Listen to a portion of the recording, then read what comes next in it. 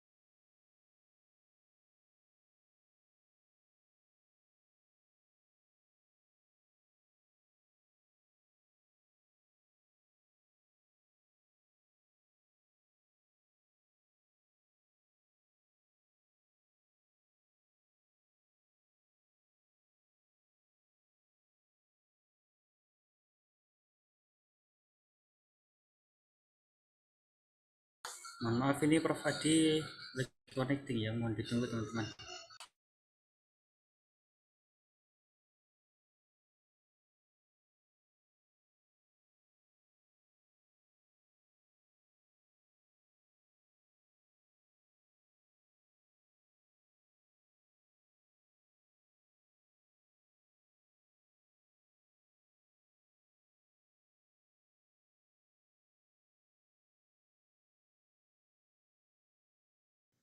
Halo Mas Bayaki, apa suara saya masih bisa didengar ya?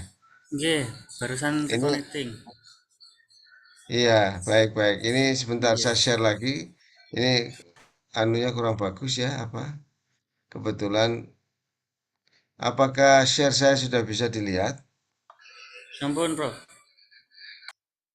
Baik. Jadi memang em, kita menyadari betul bahwa memang kita hidup di dunia ini dalam kondisi yang bermacam-macam, ya. Dan itulah kehidupan gitu ya. Dan memang Allah menciptakannya bermacam-macam. Kita lanjutkan adik-adik. Nah, jadi eh, kita menyadari betul bahwa kita hidup tidak hanya di dunia ini tidak hanya orang muslim saja, tapi juga ada orang-orang lainnya, orang-orang non-muslim, orang-orang bukan hanya bangsa Indonesia saja, tapi ada bangsa Jerman, bangsa Jepang, dan sebagainya, gitu ya. Nah, jadi itulah yang membuat eh, kita kemudian harus mengembangkan berbagai macam tipe persaudaraan atau ukhuwah ini. Ya, baik. Lanjut. Nah, ini dia ya. Ya. Nah, sekarang kita melihat dasarnya ya. Jadi ukhuwah Islamiyah itu memang ada dasarnya di dalam Quran ya, yaitu di dalam surat Al-Hujurat ayat 10 ya. Innamal mu'minunal ikhwah ya.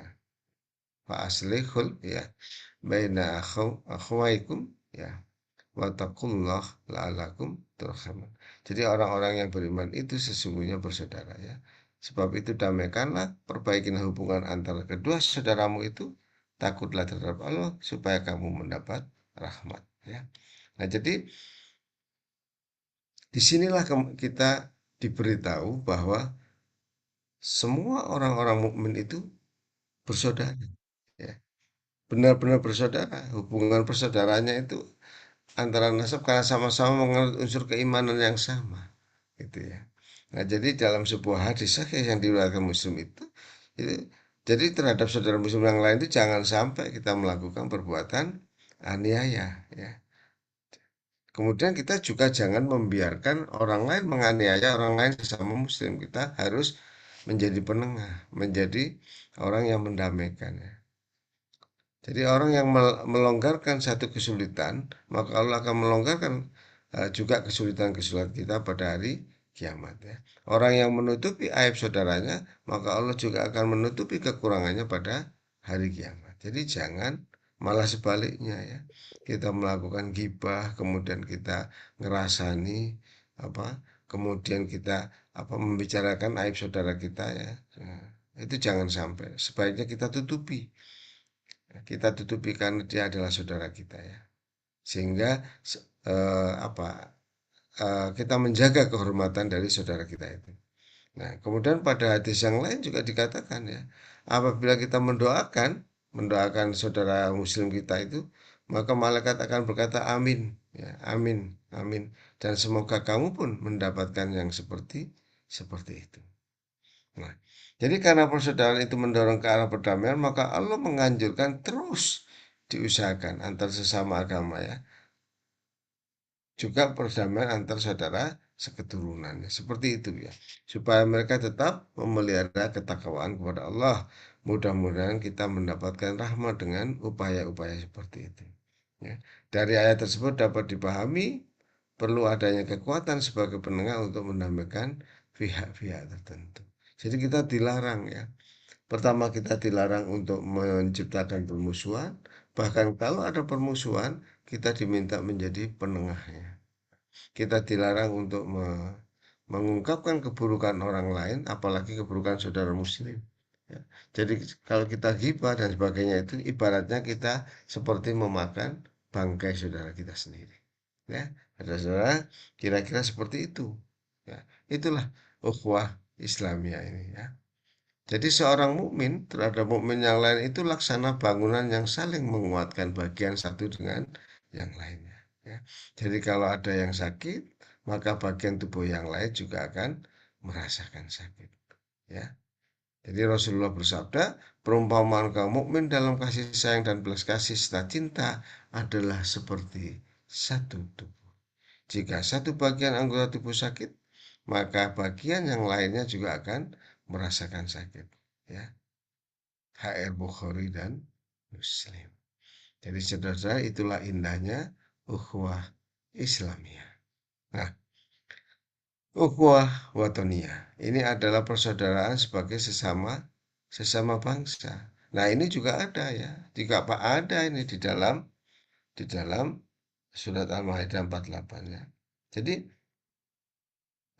Jadi wa anzalna ilaikal kitab bil haq ya musaddiqan lima baina yadayhi minal kitabi wal muhaina alaihi fahkum bainahum bima anzalallahu gitu, dan seterusnya gitu ya.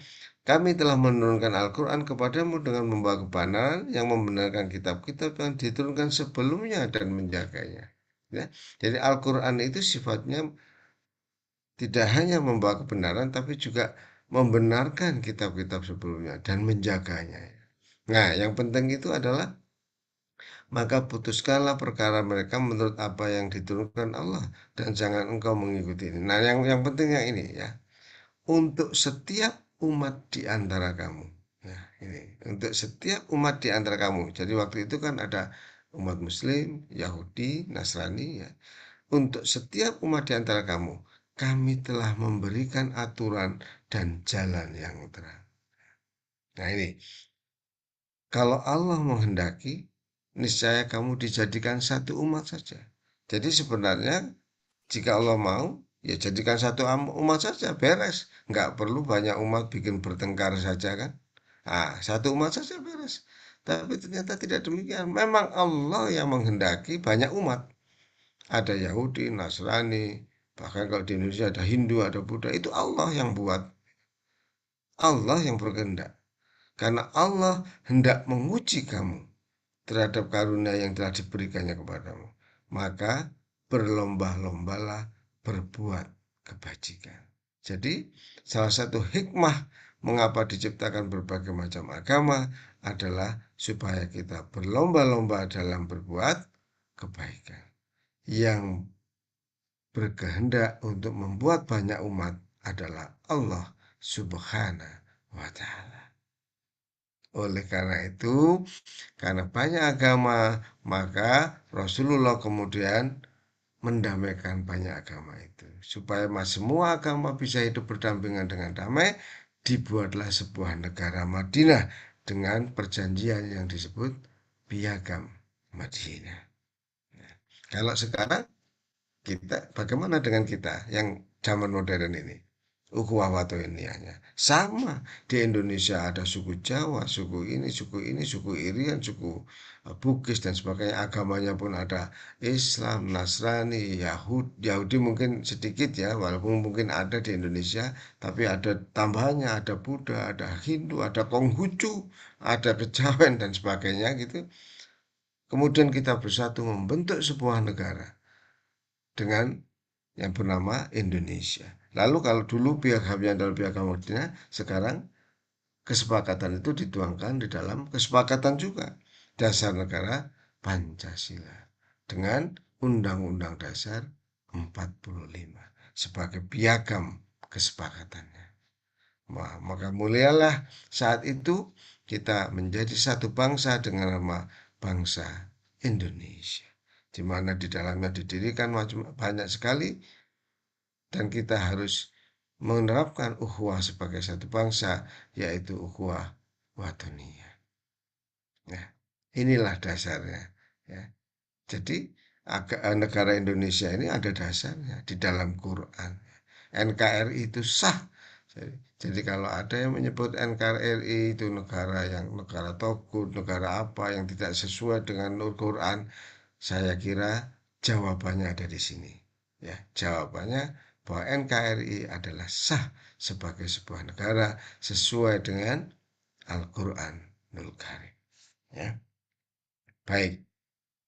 Jadi, nah ini contohnya pada saat Nabi ya, Piagam Madinah pasal 25, kaum Yahudi dari Bani Auf adalah satu umat dengan mukminin. Bagi kaum Yahudi agama mereka dan bagi kaum muslimin agama mereka. Nah, ini kan, ya kan? Jadi ada kebebasan di situ. Persis sama dengan kita yang bangsa Indonesia ini. Kebebasan ini berlaku bagi sekutu-sekutu dan diri mereka sendiri, kecuali bagi yang zalim dan jahat. Ya.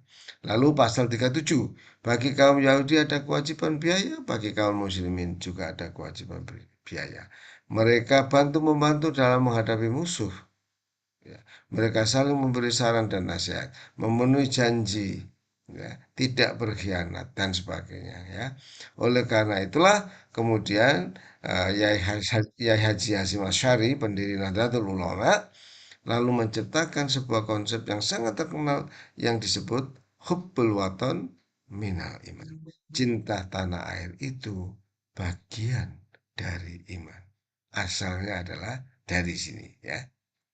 Lalu dilanjutkan dan Yai Haji Abdul Wahab Hasbullah memandang bahwa ukhuwah istimiyah harus disempurnakan dengan perasaan tinggi dari warga negara untuk mencintai bangsanya. Sebab itu Yai Wahab sangat getol menanamkan sikap cinta tanah akhir terutama bagi generasi muda, ya. Kemudian dari Jember, Yai Haji Ahmad Siddiq mengembangkan konsep ukhuwah tersebut ke dalam persaudaraan sesama umat Islam yang dikenal dengan ukhuwah Islamiyah, persaudaraan sesama sebagai suatu bangsa, yaitu ukhuwah watoniyah, dan persaudaraan sesama manusia, yaitu basyariah atau insaniyah. Ya. Apakah ada dasarnya? Ukhuwah persaudaraan sesama manusia. Oh, ada ya. Karena kita sama-sama makhluk keturunan dari satu orang, keturunan dari Rasulullah Adam alaihissalam. Kita ini masih saudara. Ya ayuhan nas, ya. Inna khalaqnakum min dzakari wa unsa wa ja'alnakum syu'uban wa qabaila lita'arafu. Ya gitu ya. Kami itu, wahai manusia, kami menciptakan kamu. Itu asalnya dari satu orang, laki-laki dan satu orang perempuan. Kemudian kami jadikan kamu berbangsa-bangsa, bersuku-suku agar kamu saling mengenali ta'arufu. Jadi supaya saling mengenal, ya. Jadi supaya saling mengenal, saling belajar perbedaannya, nggak saling bertengkar. Nah, sesungguhnya yang paling mulia di antara kamu di sisi Allah ialah orang yang paling bertakwa. Inna akramakum indallah, ya, atqakum gitu ya, atqakum. Innallaha alimun khabir. Gitu ya. Sungguh Allah Maha mengetahui, Maha teliti.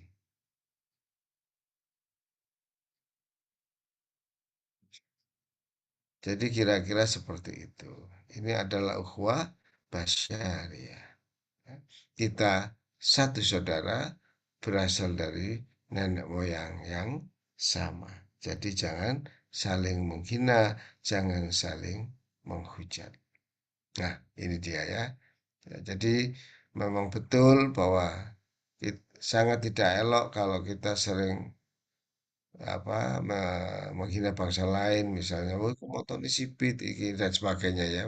Nah, bukan untuk saling mencemoohkan, tapi saling mengenal dan saling menolong. Allah tidak menyukai orang yang memperlihatkan kesombongan karena keturunan, misalnya orang Eropa merasa tinggi besar, mungkin ganteng-ganteng, nah itu ya. Itu atau karena kepangkatannya atau karena kekayaannya, ya. Yang paling mulia adalah derajat ketakwaannya. Tidak ada sangkut pautnya dengan keturunan, kebangsaan, apalagi kekayaan, ya. Nah, ini ada sebuah riwayat yang diriwayatkan oleh Ibnu Hibban, ya, dan At-Tirmidzi dari Ibnu Umar bahwa ia mendengar Rasulullah bersabda, ya, mendengar atau melihat Rasulullah melakukan tawaf di atas untanya yang telinganya tidak sempurna, ya, pada hari Fathul Makkah. Lalu beliau menyentuh tiang Ka'bah dengan tongkat yang bengkoknya. Beliau tidak mendapatkan tempat untuk ini, ya, meletakkan untanya itu, sehingga unta itu dibawa keluar menuju lembah lalu dikaitkan di sana. Lalu Rasulullah mensyallah dan mengagungkan kemudian berkata, wahai manusia, sesungguhnya Allah telah menghilangkan kepada kalian keburukan perilaku jahiliyah. Wahai manusia, sesungguhnya manusia itu ada dua macam. Orang yang berbuat kebajikan, bertakwa dan mulia di sisi Tuhannya, dan orang yang durhaka, celaka dan hina di sisi Tuhannya. Kemudian Rasulullah membaca ayat, ya ayuhan nas, inna khalaqnakum min dzakari wal unsa. Beliau membaca sampai akhir ayat lalu berkata, inilah yang aku katakan. Dan aku memohon ampun kepada Allah untukku dan untuk kalian. Ya, demikian kira-kira ya. Adik-adik, inilah tentang ukhuwah basyariah. Ya, ukhuwah basyariah ya. Ini juga ayat lain yang menjadi dasar yaitu surat Al-Isra ayat 70 ya walaqad karamna bani adama wa hamalnakum fil barri wal bahri wa razaqnahum minat thayyibati wa fadalnahum ala kasir.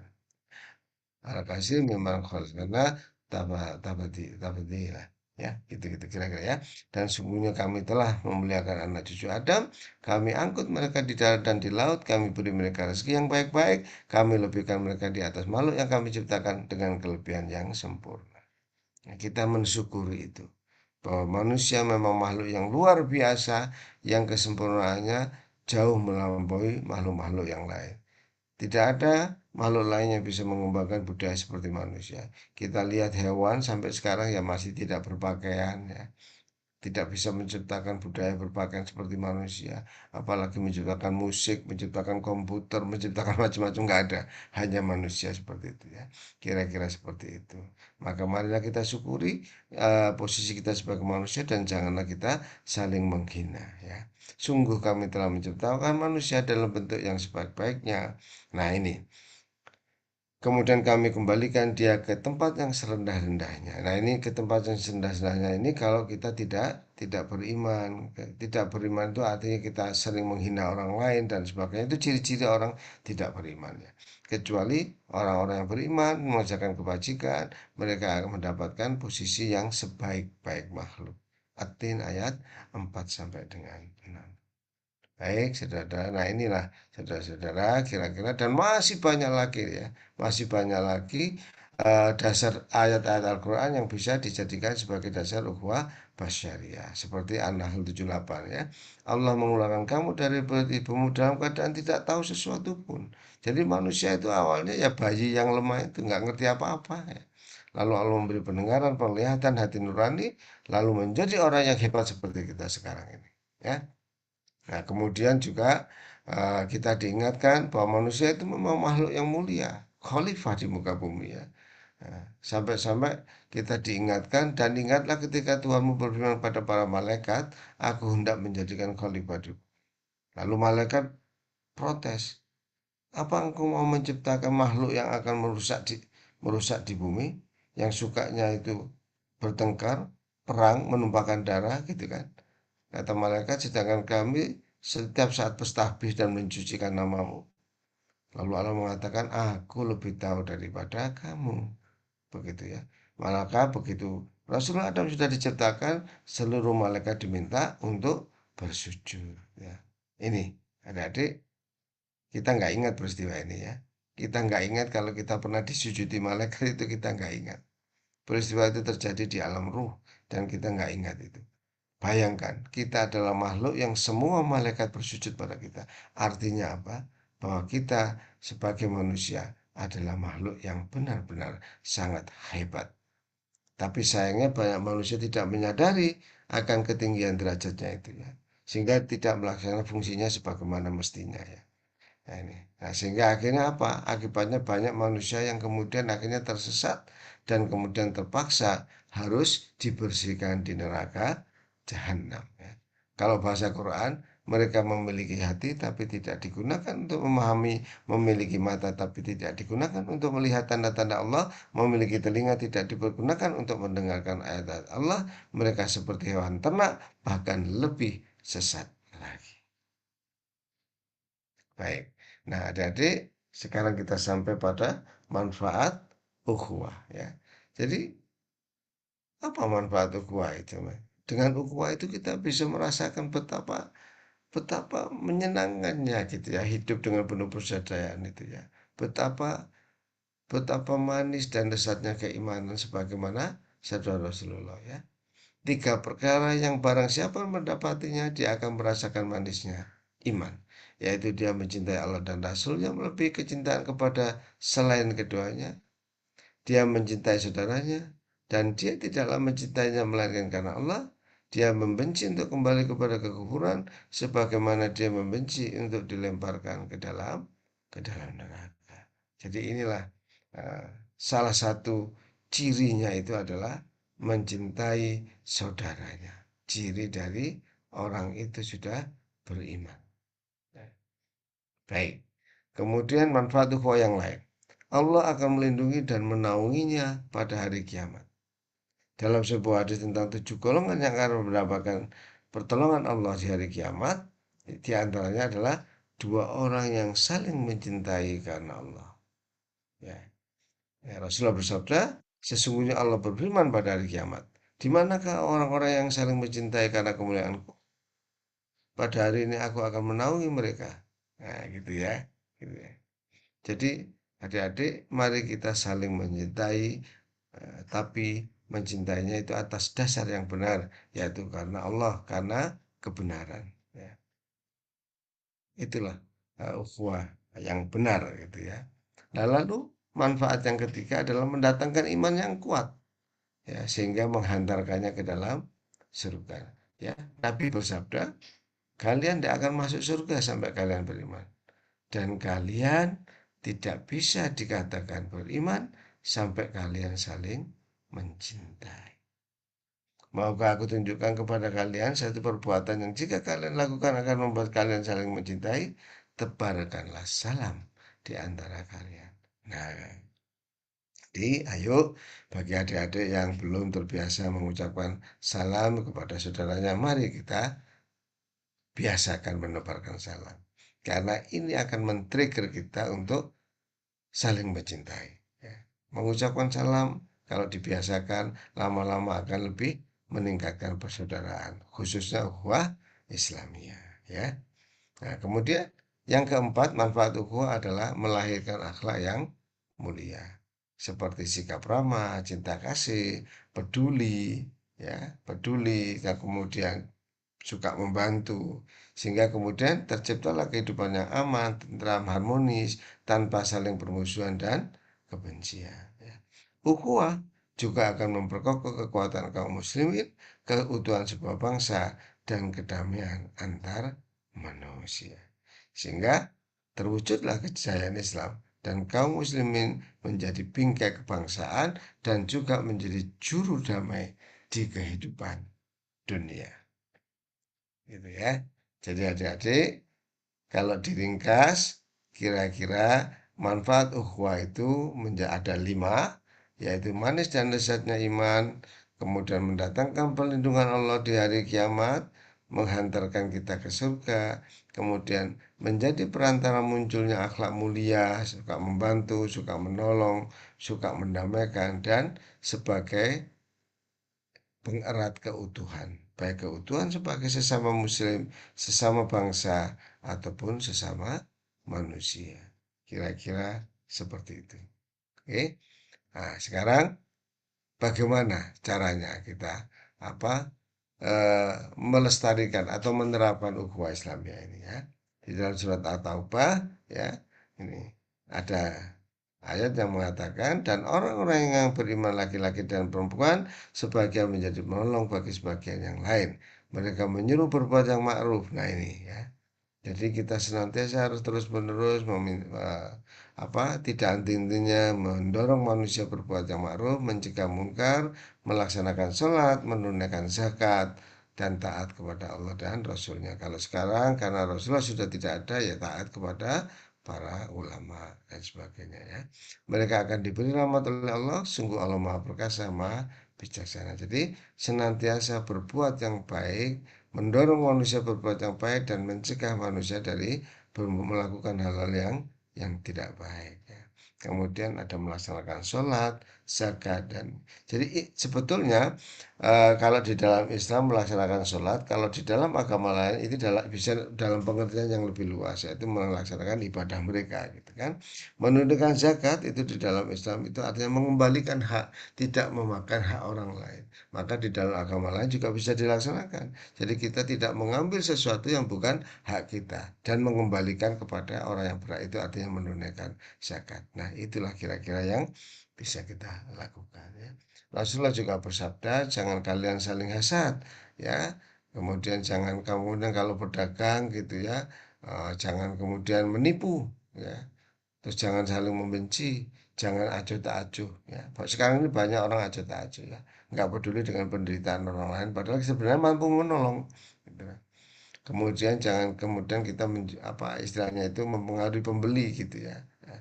Kemudian dan sebagainya gitu ya. Kira-kira seperti itulah.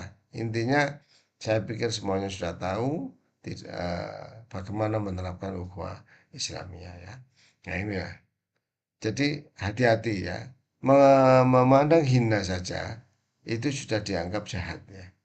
Oleh karena itu tidak boleh ya, tidak boleh mengganggu hak dari muslim yang lainnya, hartanya, darahnya dan kehormatannya. Juga demikian juga dengan terhadap orang-orang lain. Ya. Ya, di dalam salah satu hadis Rasulullah bersabda ya dari Abu Hamzah Anas bin Malik radhiyallahu an, pembantu Rasulullah SAW, Rasulullah bersabda, salah seorang di antara kalian tidaklah beriman, tidak sempurna imannya sampai ia mencintai saudaranya sebagaimana ia mencintai dirinya sendiri. Nah, tadi kalau ngasih barang jangan yang sisa, jangan yang kita sudah nggak mau baru diberikan. Berikanlah barang yang kita memang menyukai untuk saudara kita itu. Itu baru mencintai saudaranya sebagaimana mencintai dirinya sendiri. Ya, kira-kira seperti itu. Jadi, nah, kemudian juga barang siapa ingin dijauhkan dari neraka dan masuk ke surga, hendaklah ketika ia mati dalam keadaan apa? Hendaknya ia mati dalam keadaan beriman kepada Allah dan hendaknya ia berperilaku yang baik kepada orang lain ya, sebagaimana dia senang diperlakukan baik oleh orang lain. Baik. Kemudian ini juga salah satu yang harus kita lakukan. Kita tidak boleh riak, tidak boleh ujub, tidak boleh hasad, marah, ya, egois, ngerasani, ya, dan sebagainya. Ya. Ganti dengan tawadu, ridho, syukur, sabar, sayang, peduli, bicarakan kebaikan orang dan mendamaikan. Ya. Kira-kira seperti itu ya. Saya pikir saudara-saudara, ya jadi ingat sekali lagi apa yang kita lakukan bahwa kita harus mengembangkan sebesar-besarnya persaudaraan ya. Dan persaudaraan itu ada tiga, persaudaraan sesama muslim yang disebut ukhuwah Islamiyah, persaudaraan sebangsa dan setanah air, ukhuwah watonia sebagai sesama warga negara Indonesia, dan persaudaraan sesama manusia ya yang dinamakan ukhuwah basyariah. Ya, terima kasih. Saya pikir itu yang bisa kami sampaikan. Kurang lebihnya kami mohon maaf jika ada yang kurang berkenan. Waktu dan tempat kami kembalikan kepada Mas Bayaki selaku moderator. Wallahu muwaffiq ila aqwamit thoriq. Wassalamualaikum warahmatullahi wabarakatuh. Waalaikumsalam warahmatullahi wabarakatuh. Terima kasih disampaikan kepada Prof. Adi atas penyampaian materinya. Baik, selanjutnya kita akan membuka sesi pertanyaan, Prof. Jadi akan kita Siap. tampung 3 pertanyaan. Kalau ada, nanti dibagi menjadi 2 sesi.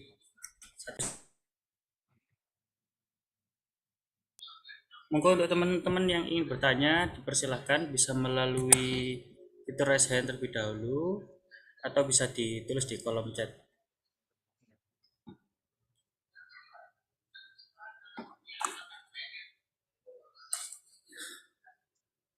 Baik, bagaimana teman-teman? Apakah ada yang ingin ditanyakan terkait ukhuwah, materi ukhuwah yaitu tentang persaudaraan? Bagaimana sikap kita terhadap saudara kita, baik seiman, setanah air, ataupun sesama manusia, seperti itu.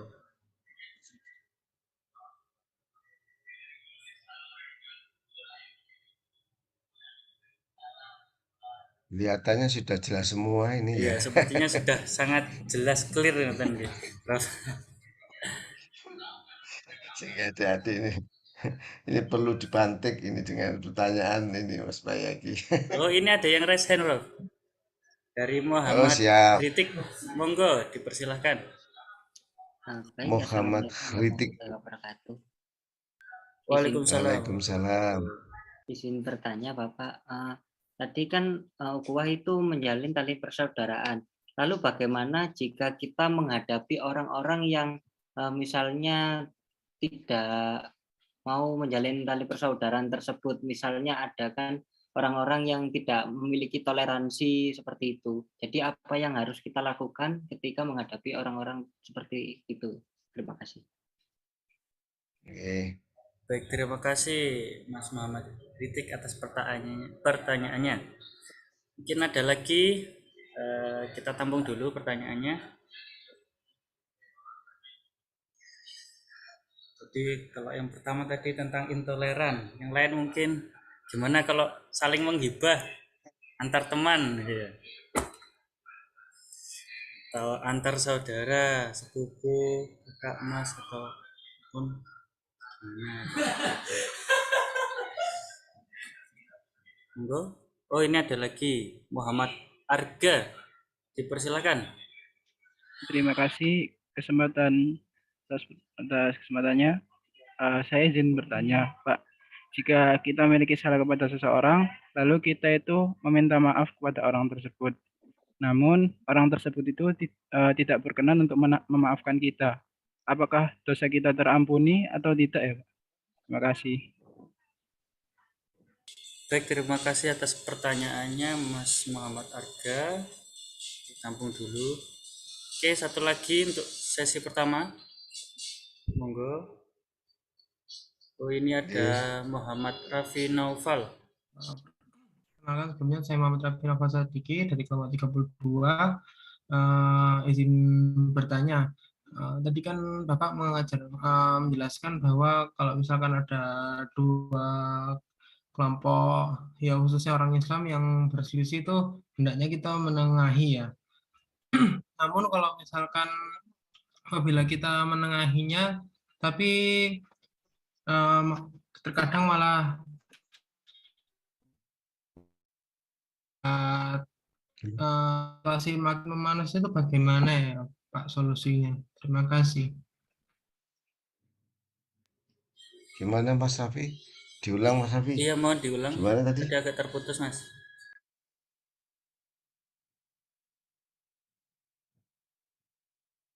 Apakah suara saya terdengar? Oke, sampun sudah. Oh, sudah. Monggo.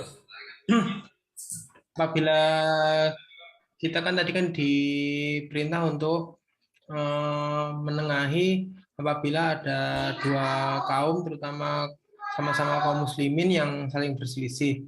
Tapi kalau misalkan kita sudah menengahinya, tapi justru tambah memanas situasinya tuh bagaimana solusinya? Nah, terima kasih, Pak. Oke, terima kasih disampaikan atas pertanyaannya yang luar biasa dari Mas Raffi. Oke, ini kita sudah ada 3 pertanyaan, Prof. Untuk pertanyaan pertama tadi, gimana menyikapi sikap intoleran seperti itu? Mungkin bisa dijawab, Prof. Terima kasih terhadap Mas yang pertama tadi saya mohon maaf itu namanya lupa saya. Ya bagaimana menghadapi orang yang intoleran. Eh, Pertama, sekali-sekali jangan kita membenci kepada orang tersebut. Kita doakan saja teman-teman kita itu karena barangkali sifat intolerannya itu karena mungkin ada pemahaman yang memang belum eh, ini apa istilahnya itu teman kita yang kita sebut intoleran itu eh, memiliki pendapat sendiri yang sebetulnya masih istilahnya belum tercerahkan ya, belum ini ya, masih ada pendapat yang menurut dia sih itu betul begitu ya. Nah, itu yang kemudian kita harus pahami. Kita mencoba melihat dari sisi dia, kenapa sih dia sampai punya sifat intoleran seperti itu. Barangkali ada latar belakang tertentu dan sebagainya ya. Tidak kemudian kita menjustis, kemudian kita tidak mau bergaul, begitu tidak demikian, tapi kita coba lihat dari sisi dia, apa yang membuat dia berkarakter seperti itu. Nah, setelah kita tahu, barulah kemudian kita mencoba untuk melakukan pendekatan. Kita melakukan pendekatan, kita ajak bicara baik-baik, kemudian kita mencoba memberikan pencerahan kepada saudara kita itu mudah-mudahan ya. Mudah-mudahan dengan penjelasan dari kita, dia bisa berubah yang tadinya dari intoleran menjadi toleran. Nah, kalau ternyata masih sulit, nah ya kita doakan karena memang yang bisa merubah seseorang itu hanya Allah saja. Jadi kita doakan, jangan berhenti, jangan berputus asa mendoakan teman kita yang masih dihinggapi oleh perasaan intoleran. Banyak itu ya, banyak. Ya. Jadi ada dua hal yang kita lakukan. Satu, upaya untuk menyadarkan setelah kita tahu penyebabnya apa. Kemudian yang kedua kita mendoakan, memohon kepada Allah supaya teman kita yang intoleran itu bisa mendapatkan hidayah untuk menjadi toleran ya. Kira-kira seperti itu. Nah, kemudian yang kedua ya, eh, kita bersalah, kita minta maaf, lalu ternyata orang itu nggak mau memaafkan kita, gitu ya, nggak mau memaafkan kita, ya, karena nggak tahu alasannya seperti apa, gitu ya. Nggak tahu. Pertama kita istighfar dulu ya, kita istighfar. Nah, jadi jangan kemudian menjustis dia. Ya wes aku kan wis njaluk sepuro. Urusanmu kon gak njaluk, gak ngekei maaf gitu kan. Kan yang penting aku wis ngekei sepuro gitu kan. Ah, jadi pertama-tama kita istighfar dulu. Barangkali penyebab dia tidak mau memberikan maaf kepada kita itu karena masih ada kewajiban kita kepada dia yang memang belum kita penuhi gitu. Kita minta maafnya sudah, tetapi ada sesuatu yang mungkin kalau itu dilakukan, barulah dia ikhlas memaafkan kita. Nah, itu kita juga harus tahu. Makanya kita berdoa, istighfar, berdoa kepada Allah, ya Allah, tunjukkan kepada saya apa yang masih kurang yang saya lakukan sehingga kok dia tidak mau memaafkan kita. Itu yang pertama. Nah, kalau kemudian kita sudah berdoa kepada Allah untuk memohon supaya diberi diberi petunjuk lah ya kenapa dia tidak mau memaafkan kita. Nah, barulah kemudian kita bertawakal kepada Allah. Mungkin saja kita nggak tahu, kita nggak sadar gitu ya, bahwa masih ada ya katakanlah misalnya semacam hutang atau kita nggak tahu apa yang dia mau gitu, sehingga dia dia nggak mau memaafkan kita itu kita nggak tahu. Karena mungkin ada satu kesalahan yang kita mungkin eh, nggak sadari gitu kan. Jadi kata maaf saja mungkin tidak cukup gitu. Maksud teman Anda itu begitu. Nah, itulah kita berdoa kepada Allah. Tetapi kalau kita sudah melakukan semuanya, berdoa sudah dan kemudian melakukan pendekatan juga sudah dan kita betul-betul tidak tahu di mana apa yang harus kita lakukan lagi, maka saatnya kita bertawakal ilallah. Kita sudah mohon maaf, kita juga sudah beristighfar untuk tahu di mana letak kesalahan kita mau petunjuk kepada Allah untuk ditunjukkan apa-apa yang masih tersisa dan setelah itu kita bertawakal di Allah ya. Kira-kira seperti itu ya. Nah, kemudian nah ini menengahi tapi makin memanas ya. Ya jangan keliru jangan menengahinya itu ya dalam jadi menjadi seorang juri atau wasit itu memang ada triknya, ada strateginya ya. Jangan sampai kita yang tadinya berniat sebagai juri untuk mendamaikan malah justru membuat situasi makin memanas. Ya, oleh karena itu kita harus hati-hati, kita perlu banyak berguru, banyak belajar bagaimana sih caranya menjadi penengah. Memang tidak gampang menjadi penengah ya. Ya, memang tidak gampang. Kalau kemudian ternyata situasinya kemudian tambah memanas, ya kita agak menarik diri dulu, lalu introspeksi. Ini kenapa ini? Kok malah makin panas ini ya? Nah, apakah saya ada yang keliru nih dalam upaya mendamaikan ini? Apakah saya ada yang keliru? Nah, itu kita harus introspeksi nih. Barangkali memang ada yang keliru gitu ya. Jangan-jangan kita nggak paham gitu ya, nggak paham dengan apa yang dipertengkarkan gitu. Tapi kita seolah-olah paham lalu kita mencoba menambahkan, ternyata malah jadi ngompori, malah jadi malah memanas gitu ya. Nah, itu kita harus menarik diri dulu sejenak gitu ya. Jangan lupakan kita berdoa, memohon petunjuk dulu kepada Allah supaya jangan sampai niat baik kita itu justru akan berujung tidak baik ya. Nah, itulah pentingnya kita senantiasa memohon petunjuk kepada Allah ya. Itu sering kali terjadi bahwa kita berniat baik tetapi ujungnya seolah-olah kok jadi tidak bagus. Nah, itulah pentingnya kita memohon petunjuk itu. Jadi tidak segala yang kita anggap baik itu kemudian bisa berakibat baik. Nah, makanya kita mohon petunjuk kepada Allah.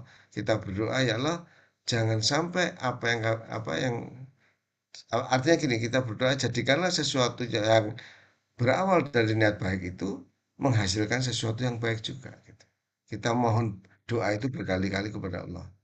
Karena sudah banyak pengalaman sesuatu niat baik itu belum tentu berujung baik kalau kita tidak berhati-hati. Maka di samping berhati-hati, mengevaluasi diri, kita juga tidak boleh uh, meninggalkan doa. Jadi harus tetap berdoa mohon petunjuk kepada Allah supaya apa yang kita niatkan baik juga berakhir dengan baik. Ya, itulah kelemahan manusia, makanya kita selalu mohon petunjuk kepada Allah. Ya, saya pikir itu Mas Bayaki. Baik, terima kasih atas jawabannya yang luar biasa dari Prof. Adi. Mungkin saya ingin menanyakan feedbacknya terlebih dahulu ya, Prof. Barangkali ada yang kurang. Dari yang pertanyaan pertama tadi dari Mas Ritik, gimana Mas? Apakah ada feedback? Mas Kritik. Terima kasih sudah cukup menjawab. Baik, terima kasih atas konfirmasinya dari Mas Ritik. Yang kedua, pertanyaan dari Mas Arga, bagaimana? Terima kasih sudah sangat menjawab, Pak. Oke, baik, terima kasih dari Mas Arga. Yang ketiga tadi dari Mas Raffi, bagaimana Mas? Kalau dari saya sudah sangat menjawab ya tadi. Terima kasih. Oke, baik, terima kasih. Baik, selanjutnya kita akan buka sesi pertanyaan yang kedua. Monggo teman-teman, ditampung 3 pertanyaan. Barangkali ada yang ingin ditanyakan, mumpung bertemu dengan beliau. Kita bertemu dengan Prof. Adi secara Zoom meeting ya, walaupun seperti ini. Monggo teman-teman, ada yang ingin dipertanyakan, ditanyakan.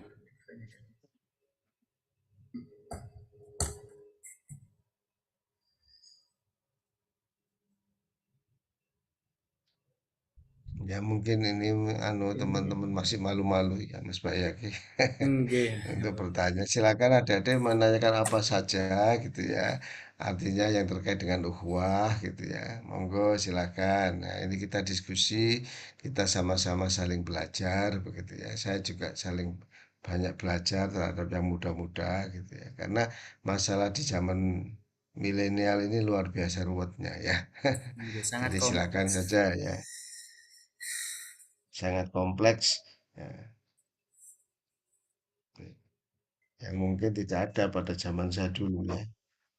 Monggo Ini adik-adik ada yang silakan raise hand, Prof. ditanyakan ya. Dari Silakan. Mbak Nikmah. Monggo, persilakan. Oke. Ya, terima kasih atas kesempatannya. Ya. Mas Guru, perkenalkan nama saya Nikmah Balidena dengan NRP 5009117 dari Departemen Teknik Fisika. Saya izin bertanya, Pak. Kita ini ada sebuah kejadian. Kita sama-sama Muslim, sama-sama sepaham, sama-sama dari institut yang sama. Maksud saya kayak dari sekolah yang sama. Gitu. Jadi kalau dari pembelajaran itu punya guru yang sama ibaratnya seperti itu. Tapi di tengah jalan setelah lulus dari sebuah institut itu tadi, kita malah jadi pandangan yang berbeda dan itu menjadi masalah besar. Jadi, halo, suaranya lenyap, Mbak. Iya, Pak. Suaranya hilang tadi, sempat hilang. Iya. Setelah lulus tadi. Setelah lulus tadi apa? Gimana? Jadi setelah lulus itu malah jadi, kan kalau lulus biasanya kita berteman, harusnya kan berteman, bersaudara lagi. Nah itu malah menjadi saling musuhan, cuma gara-gara perbedaan yang didapat setelah lulus dari institusi tadi, Pak. Itu bagaimana pendapatnya Bapak tentang hal yang seperti itu kan sangat umum terjadi gitu, Pak. Gimana kayak misalnya kita harus menyelesaikan itu supaya nggak jadi suatu hal yang menjadi suatu hal bermasalah karena kita jadi dari institusi yang sama gitu, Pak. Terima kasih, Pak. Ya. Oke, baik ditampung. Masih ada lagi Mas Bayaki? Ini belum ada sepertinya, Pak. Oh, baik. Saya jawab ya kalau gitu ya sambil nunggu Oke. yang lain ya. Baik, Mbak Nikma. Jadi itu pasti karena eh, kita itu sebetulnya memang berasal dari institusi yang sama. Tetapi yakin saya kalau terjadi kejadian yang seperti diceritakan tadi, sebenarnya dalam kehidupan sehari-hari itu ada yang berbeda. Ada yang berbeda antara dua orang ini. Mungkin institusinya sama, tetapi mungkin pergaulannya, kelompok ngajinya, atau apanya mungkin berbeda. Gitu ya. Kita nggak tahu sebetulnya. Kita kan juga tidak bisa artinya mengamati secara tuntas gitu ya teman kita itu ngapain aja gitu kan. Ya, dia teman akrab saya, tapi mungkin walaupun teman akrab kan kita juga nggak bisa 24 jam ngamati dia di luar jam-jam bersama saya dia ngapain saja kita juga nggak tahu kan, siapa tahu di luar kita itu dia memiliki kelompok pengajian atau apa, punya punya concern-concern yang lain begitu ya, yang kita juga nggak tahu gitu ya. Yang jelas adanya perbedaan itu menunjukkan adanya aktivitas yang kita tidak tahu terhadap teman kita itu gitu ya. Tiba-tiba teman kita kok agak berubah gitu, padahal kita tadinya berasal dari institusi yang sama, ternyata kok begitu setelah sekian lama loh kok ternyata sepertinya kita jadi ada sedikit perbedaan prinsip gitu ya. Ada apa gerangan ini gitu kan? Padahal kita sama gitu. Itu menurut kita kita sama. Tapi di luar waktu-waktu yang kita tahu itu kita sebenarnya nggak tahu bahwa teman kita itu mungkin punya pergaulan yang kita tidak tahu. Nah, jadi tapi itu wajar ya. Setiap setiap manusia itu pasti punya sisi-sisi pribadi, sisi-sisi privacy yang kita nggak tahu gitu ya. Kita nggak bisa menduga teman kita 100% nggak bisa ya. Jadi jadi wajar sebetulnya adanya perbedaan walaupun dari satu institusi itu wajar wajar. Perbedaan selalu ada gitu ya. Cuman yang harus kita cegah itu adalah kalau perbedaan itu kemudian mengarah kepada renggangnya ukhuwah itu ya. Nah itu yang tidak boleh gitu ya. Ya nggak apa-apa lah misalnya ada perbedaan pendapat atau apa, tetapi yang jelas eh, tidak boleh merusak ukhuwah gitu ya. Tidak boleh merusak ukhuwah, kita bisa saling menghormati, kita tetap kawan gitu ya. Walaupun sekarang ada sedikit perbedaan, tapi nggak apa-apa. Itu biasa, itu wajar-wajar saja. Itulah pentingnya kemudian kita mengembangkan persaudaraan. eh, Nggak mungkin kita mengharapkan teman kita itu betul-betul sama seide gitu ya, sama persis dengan kita itu tidak mungkin. Pasti ada perbedaan-perbedaan sisi yang selalu ada dan itu wajar, tapi kita harus pandai-pandai menyikapinya gitu ya. Oleh karena itu apa ya, kemampuan komunikasi, kemampuan kita apa bertanya gitu ya, memancing dia gitu ya, sambil guyon-guyon, gini gini kamu anu di mana sih gitu ya, kamu kalau apa kamu ngaji di mana sih atau kamu apa-apa itu sangat penting ya untuk bisa lebih memahami teman kita itu latar belakang ya. Memahami latar belakang seseorang itu sangat penting sebelum kita menjustis dia ya. Oh, ternyata dia bergaul di sini. Oh, yang membuat dia berpikiran seperti itu seperti ini. Nah, kalau kita memang melihat itu kurang baik ya kita coba selamatkan teman kita itu ya dengan cara memberikan pengertian-pengertian dengan cara yang halus yang tidak terasa menggurui tapi betul-betul efektif ya. Kira-kira seperti itu. Baik, terima kasih atas jawabannya dari Prof. Adi. Bagaimana dari Mbak Nikmah? Apakah ada feedback? Hmm, sudah Mas, terima kasih banyak Pak atas jawabannya, saya paham. Baik, terima kasih. Mungkin dari teman-teman ada yang ditanyakan lagi. Masih tersisa 2 slot pertanyaan.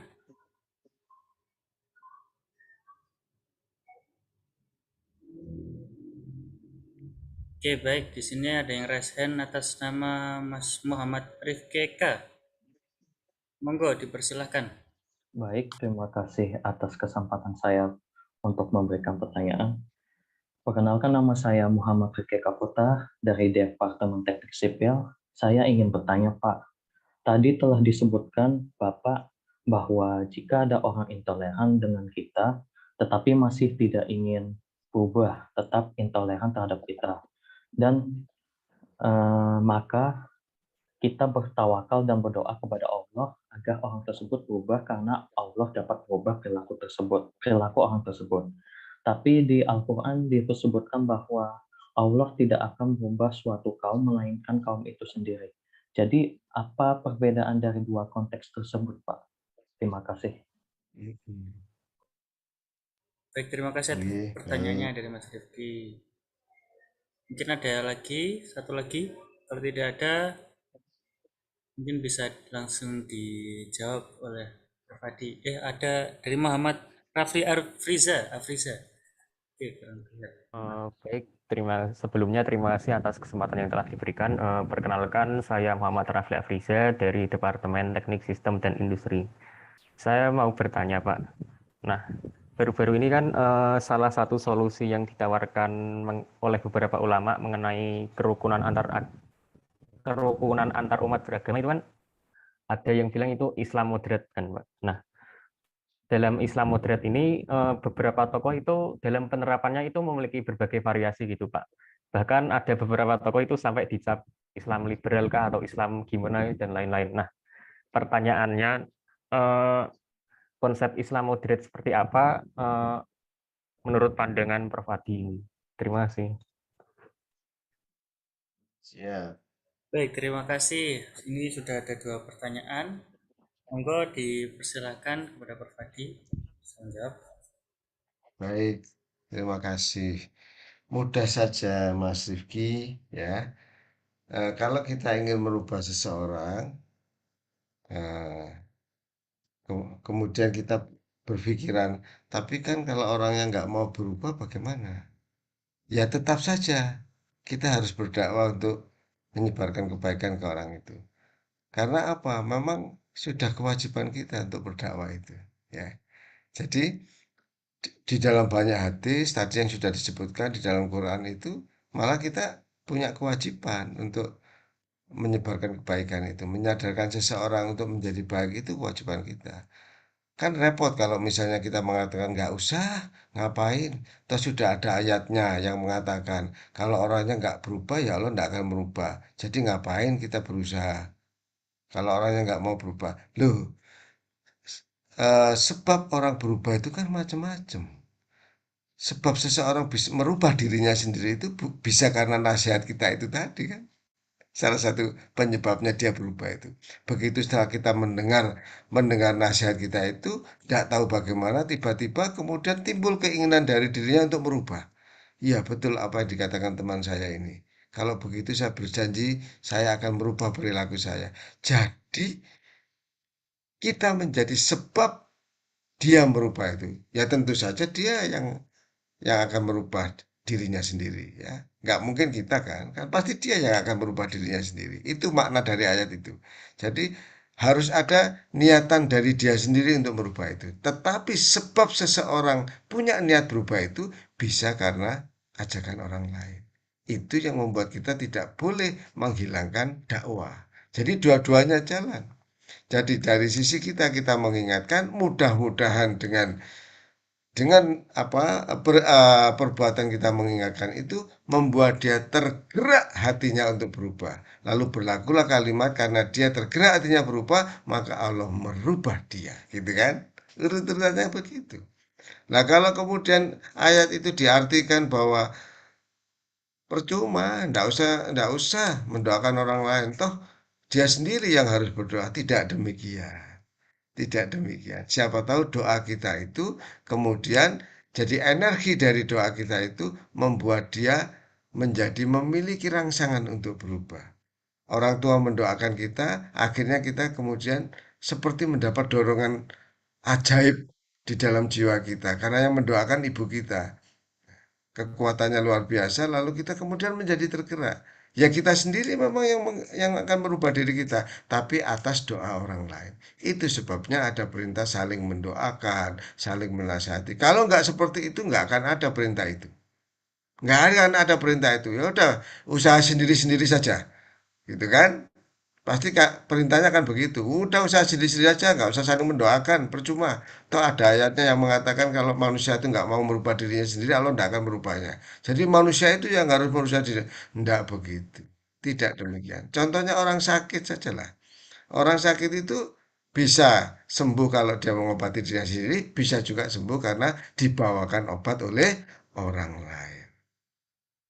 Tapi kalau dibawakan obat oleh orang lain, dia nggak mau nguntal, nggak mau ngelek obat itu, ya nggak sembuh. Jadi dalam makna seperti itu. Kita kemudian tidak kemudian nggak usah nggak obat. Nggak begitu ya. Karena orang hanya bisa sembuh kalau dia menelan obatnya sendiri. Nah iya memang orang sembuh kalau menelan obatnya sendiri. Tapi kalau dia nggak punya obat, ya kita bawakan obatnya, dia yang menelan sendiri. Jadi kita memberikan nasihat, dia karena nasihat kita itu kemudian merubah dirinya sendiri karena nasihat kita. Lalu Allah mengijabahi itu.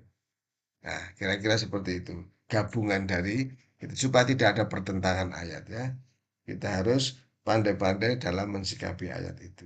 Kira-kira seperti itu ya, Mas Rifki. Nah, kemudian pertanyaan kedua, Islam moderat. Adik-adik, Islam moderat itu bukan Islam setengah-setengah. Kata moderat tidak diartikan separuh-separuh. Justru Islam moderat itu adalah Islam hasil dari hasil belajar yang sungguh-sungguh dan mendalam. Justru orang yang mempelajari agamanya setengah-setengah akan menjadi orang radikal. Jadi orang yang belajar agamanya mendalam pasti toleransinya tinggi, bisa dijamin. Ya, bisa dijamin. Orang yang mempelajari agamanya sungguh-sungguh dan mendalam pasti toleransinya lebih tinggi dari orang yang belajar agamanya separuh-separuh. Biasanya orang yang belajar agama baru kulitnya itu orang yang mendidik yang akhirnya jadi orang radikal yang tidak toleran karena baru dapat kulitnya saja. Nah, jadi belajarlah agama secara sungguh-sungguh dan mendalam. Jangan separuh-separuh, supaya nggak jadi orang radikal. Nah, jadi yang namanya moderat itu bukan separuh-separuh belajar agamanya, tapi moderat dalam pengertian itu rahmatan lil alamin. Jadi penuh toleransi. Itu pengertian moderatnya itu penuh toleransi. Tapi tidak berarti kita mencampur baurkan akidah. Tidak ya. Jadi kita yakin bahwa Islam itu adalah yang paling sempurna, ya kan? Ya aneh kalau kita tidak punya keyakinan seperti itu, ya kan? Kita yakin bahwa Islam itu yang paling bagus. Tapi keyakinan kita itu tidak boleh kemudian menjadi dasar untuk menghina keyakinan lain yang kita anggap tidak sempurna. Nggak boleh itu. Jadi keyakinan kita kepada kesempurnaan Islam tidak menghalalkan kita untuk menghina orang lain yang berbeda keyakinan. Nggak boleh. Nggak boleh. Nggak boleh. Tidak ada paksaan di dalam agama. Memang ada kewajiban berdakwah kalau bisa kita mengajak orang lain masuk ke dalam Islam. Tetapi seandainya tidak pun, misalnya orang yang tidak mau, ya nggak apa-apa. Nggak ada paksaan kok di dalam Islam. Nggak apa-apa. Kita persilakan, misalnya dia, aku pengen pakai syariat agamaku sendiri, nggih monggo. Mudah-mudahan kita doakan dia mendapat rahmat dan hidayah. Nah, kayak gitu ya. Tapi kita tidak mencampur adukan akidah. Kemudian kita tidak kemudian juga percaya pada akidah mereka tidak. Tapi dengan penuh kasih sayang karena kita tahu bahwa masih ada satu kekurangan di agama mereka, kita mencoba menyempurnakan kekurangan mereka itu dengan cara mendoakan, dengan cara berdakwah dan sebagainya. Kalau misalnya didakwahi nggak mau dan sebagainya, nggak apa-apa. Dengan kasih sayang kita doakan. Sampai tahu doanya Rasulullah Isa alaihissalam kepada umatnya. Padahal Nabi Isa tahu bahwa umat Nasrani itu kan keliru menganggap Nabi Isa itu sebagai Tuhan kan?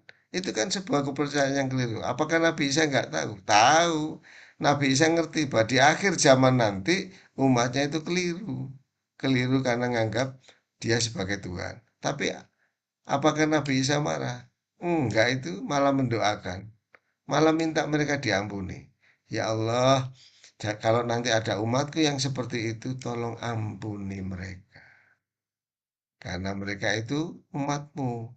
Mereka itu tidak ngerti. Sedangkan engkau adalah yang maha pengasih dan maha penyayang. Doanya diabadikan di dalam Quran. Ya. Jadi itulah Islam yang sebenarnya. Yang penuh dengan kasih sayang, menerima perbedaan tidak dalam pengertian mencampur akidah, tapi menerima perbedaan dalam pengertian menyadari kekurangan dari pihak lain dan kemudian ingin menyempurnakan kekurangan orang lain itu dengan mendoakannya. Gitu kira. Tapi tidak dengan cara memaksanya. Itu. Baik, terima kasih atas jawaban yang luar biasa dari Prof. Adi terkait tadi tentang Islam modern itu seperti apa dan tentang ukhuwah tadi. Jadi untuk yang pertama dari Mas Rifki, saya ingin menanyakan apakah ada feedback. Sudah cukup menjawab, terima kasih. Oke, terima kasih Mas Rifki. Selanjutnya dari Mas Rafli Afriza, bagaimana? Dari saya juga sudah cukup menjawab, Mas. Terima kasih. Oke, baik, terima kasih. Jadi untuk sesi pertanyaannya sudah selesai. Tapi saya ingin membuka satu lagi pertanyaan, mungkin masih 852. Kita buka satu lagi pertanyaan terakhir, pertanyaan penutup. Apakah ada? Kalau memang sudah tidak, oh masih ada, Prof. Dari Mbak Rizky Ida, dipersilahkan. Baik, saya izin bertanya. Sebelumnya saya Rizky Ida dari Departemen Desain Interior. Saya ingin bertanya, Bapak menyikapi dari jawaban dari pertanyaan yang pertama tadi tentang mengingatkan atau berdakwah sesama Muslim. Itu adakah batas tertentu untuk mengingatkan atau berdakwah itu? Karena pasti ada batas lelah manusia untuk mengingatkan, karena orang yang diingatkan itu seperti tidak mengacuhkan begitu. Dan karena saya itu tahu seperti ada hadis atau ayat, saya lupa, yang mengatakan kalau hanya Allah lah yang mampu membolak-balikkan hati manusia. Jadi kata tersebut itu mungkin sebuah titik pasrah gitu. Dan titik pasrahnya itu yang ada batas tertentu kah? Begitu pertanyaan dari saya. Ya, terima kasih atas pertanyaan dari Mbak Rizky. Monggo Prof, bisa langsung dijawab. Oleh karena itu doanya harus dilengkapi. Doanya adalah, ya Allah, jadi itu doa seperti itu, ya Allah hindarkanlah saya dari rasa lelah itu. Jadi karena rasa lelah itu kan manusiawi. Kalau kita sudah mengingatkan gitu ya, kok ya nggak manut-manut gitu, akhirnya ada perasaan lelah. Nah, itu manusiawi. Tetapi kita bisa minta ke Allah, ya Allah hindarkanlah saya dari perasaan lelah dalam menyebarkan kebaikan. Nggak cuma lelah mengerjakan apapun itu ada batasnya. Contoh mengerjakan tugas akhir. Itu sudah capek itu ya. Akhirnya lelah. Seolah-olah itu nggak ada ujungnya. Nah, ketika kita lelah itu, ketika kita sudah mulai, ya sudahlah. Terus kemudian masuk lagi ini bisikan yang tadi itu. Udah, nggak usah. Toh ada ayatnya. Ayatnya mengatakan hanya Allah yang bisa membolak-balikkan hati. Ya wis serahno nang Gusti Allah ae. Gitu kan? Serahno nang Gusti Allah ae wis wong awakmu ya wis berusaha begitu. Nah, di titik itulah setan masuk. Setan melebu, mempengaruhi kita, wis gak usah, cukup, wis cukup, cukup, kamu sudah cukup. Nah, disitulah kita kemudian mengatakan, ya Allah, berilah saya perlindungan dari rasa lelah, dari berbuat kebaikan. Nah, lalu Allah lah yang kemudian meniupkan sehingga yang tadinya sudah terasa lelah jadi semangat lagi. Ya gitu ya. Nah, jadi kira-kira gitu. Jadi rasa lelah itu manusiawi tapi kita bisa meminta kepada Allah untuk dihindarkan dari perasaan lelah, putus asa dan sebagainya. Itu kita bisa minta. Sempurnakan lagi doanya dengan itu. Ya, Mbak Rizky, saya sarankan supaya tidak keampiran perasaan lelah itu. Itu manusiawi tapi bisa dimintakan untuk jangan pernah merasa lelah untuk berbuat baik. Jangan pernah. Terus, tapi karena manusia ya muncul saja rasa lelahnya. Oleh karena itu, hanya Allah yang bisa menghilangkan rasa lelah itu. Bayangkan kalau Rasulullah merasa lelah pada saat itu. Terus gak gelem nutuk no dakwah. Terus piye nasibnya? Nasib manusia bagaimana? Kalau para nabi-nabi itu terus merasa lelah, terus putus asa, wis gak usah lah. Kita kan manusia biasa, kita punya batas. Oh, tidak demikian. Wajar punya perasaan lelah, tapi wajar juga jika kita minta perlindungan untuk dihindarkan dari perasaan lelah itu. Tipsnya cuma satu. Jangan pernah merasa lelah untuk terus berbuat kebaikan. Jika timbul rasa lelah, minta dihilangkan. Timbul lagi, minta pertolongan lagi untuk dihilangkan. Timbul lagi, minta pertolongan untuk dihilangkan. Sama dengan kita ngantuk ya. Kita ngantuk ya tidur. Setelah itu seger lagi. Ngantuk lagi, tidur lagi. Ngantuk lagi, tidur lagi. Sampai seger lagi. Begitulah irama kehidupan. Jadi kalau kita lelah, berdoa, minta supaya ini sampai muncul lagi semangat baru. Lelah, berdoa, muncul lagi semangat baru. Jangan pernah lelah untuk berbuat kebaikan. Ya, itu saran saya ya. Kadang-kadang hadis yang baik itu dimanfaatkan setan untuk menterenyuhkan hati manusia. Ingat loh, setan itu juga hafal hadis baik. Lalu ditiupkan kepada manusia seolah-olah menjadi penasihat yang baik. Tapi dipelintirkan, artinya dibelokkan sedikit. Ya, sehingga kita manduk-manduk, oh iya, iya benar ya. Kita memang sebagai manusia, ya udahlah, selesai aja. Nah, tidak demikian. Jangan merasa lelah untuk berbuat baik. Terus berdoa untuk berbuat baik supaya dihindarkan dari perasaan lelah. Oke, baik, terima kasih atas jawabannya dari Prof. Adi. Bagaimana Mbak Rizky? Terima kasih. Sudah sangat menjawab. Oke, terima kasih. Sebelum kita tutup di akhir dengan doa, saya izin menyampaikan terkait beberapa hal dari mentoring pada malam hari ini dengan tema ukhuwah atau persaudaraan, di mana itu adalah ikatan jiwa yang melahirkan perasaan kasih sayang, cinta, dan penghormatan yang mendalam terhadap setiap insan. Jadi di sini ada 3 terkait ukhuwah. Yang pertama adalah ukhuwah Islamiyah terkait dengan keyakinan imanan kita.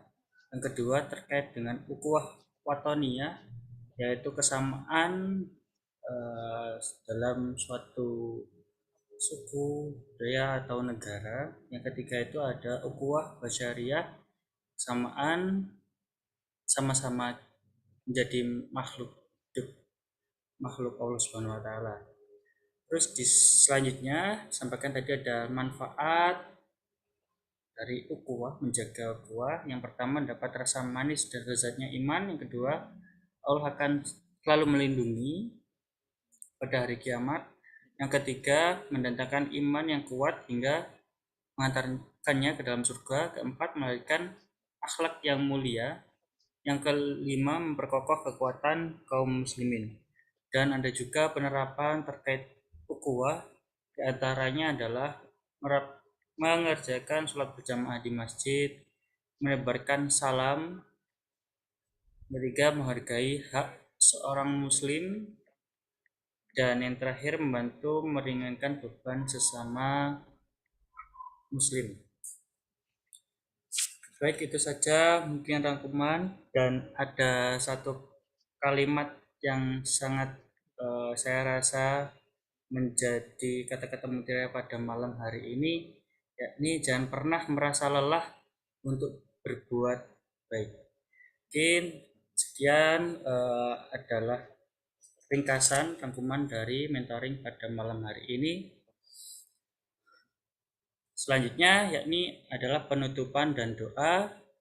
Dimohon kepada Prof. Adi untuk memimpin doa. Baik, terima kasih. Mari kita berdoa mengikhlaskan hati kita, hanya mengharap kepada Allah Subhanahu wa taala. Mudah-mudahan apa yang sudah kita lakukan pada malam ini terhitung sebagai amal soleh, membawa rahmat dan barokah. Ya. A'udzubillahi minasyaitonirrajim. Ila hadratil Mustafa Sayyidina wa Maulana Muhammadin wa ala alihi wa sahbihi wa barik wa sallim. Al-Fatihah. Bismillahirrahmanirrahim.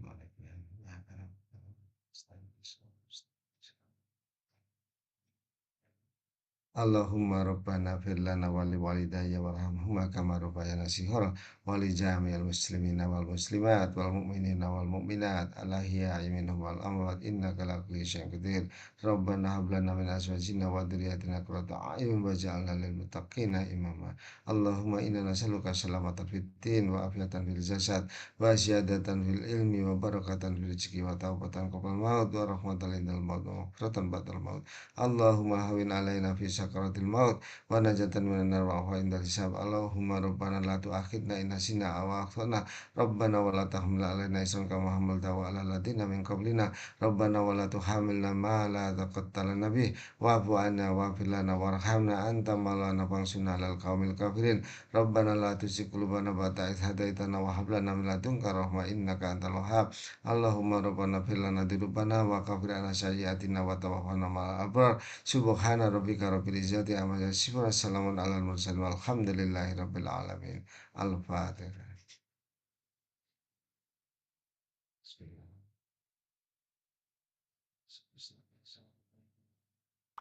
Amin amin ya rabbal alamin. Baik, terima kasih Prof. Adi atas kesempatannya memberikan beberapa materi terkait ukhuwah, dan saya ucapkan terima kasih pula kepada teman-teman yang sudah hadir pada mentoring kali ini. Semoga apa yang kita pelajari di dalam majelis ini semoga bisa diterapkan, bisa menjadi ilmu yang barokah, bermanfaat di dunia maupun di akhirat. Baik, untuk yang terakhir sebelum kita menutup, mohon teman-teman bisa on cam, kita foto bersama dengan Prof. Adi. Yang bisa on cam silahkan on cam. Ini masih 2 slide yang bisa open kamera. Monggo teman-teman. Oke, apakah ada lagi?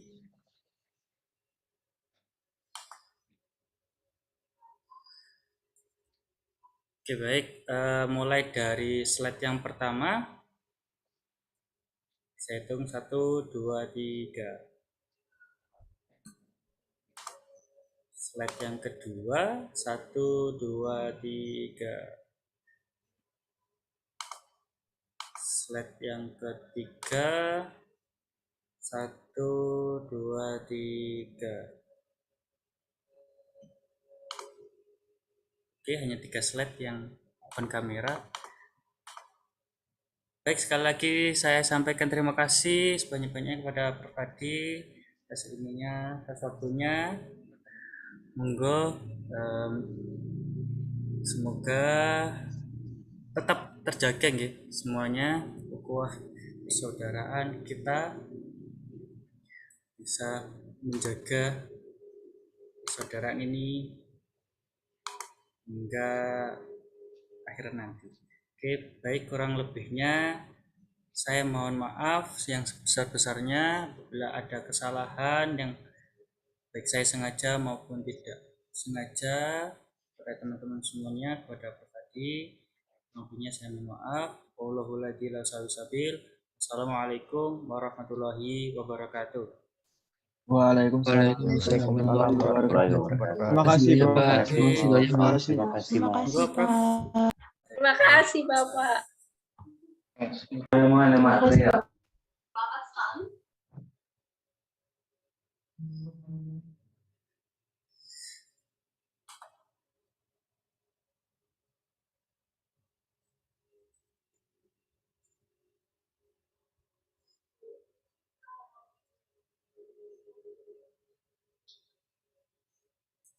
Monggo pada Prof Adi mungkin ada kesibukan lain bisa meninggalkan Zoom. Nggih, matur nuwun, saya izin Nggih. live. Assalamualaikum warahmatullahi wabarakatuh.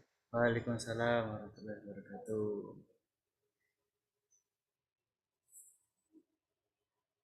Oke, untuk teman-teman yang tersisa saya end meeting ya.